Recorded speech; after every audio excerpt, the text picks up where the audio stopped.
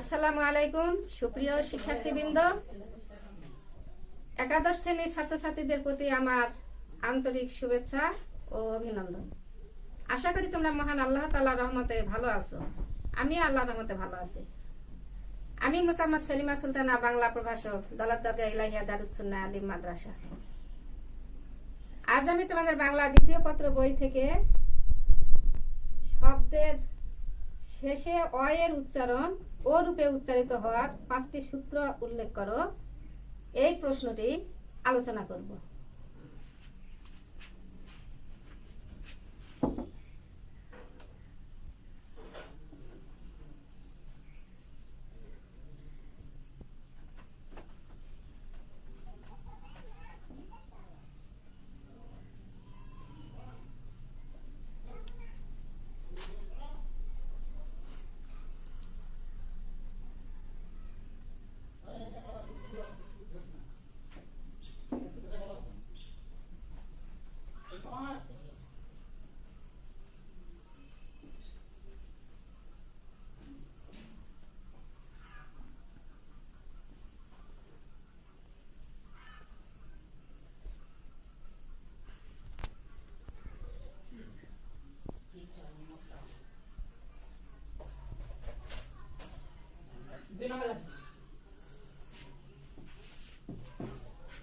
এই প্রশ্নটি খুবই ইম্পর্টেন্ট এবং এই প্রশ্নটি 16 সালে এসেছিল ফাইনাল।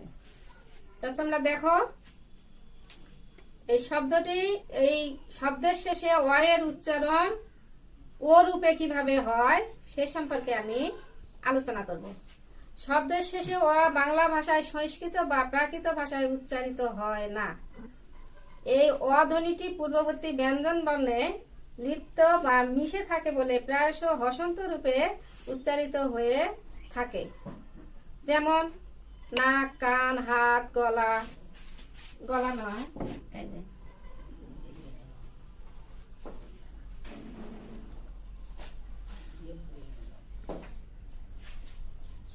এই যেমন দেখো, নাক, কান, হাত, এগুলোতে হসন্ত যদি না দেই তাহলে উচ্চারণ হবে নাক, কান, হাত। কিন্তু এরকম তো হবে না, হবে নাক, কান, হাত, এগুলো শেষে কিন্তু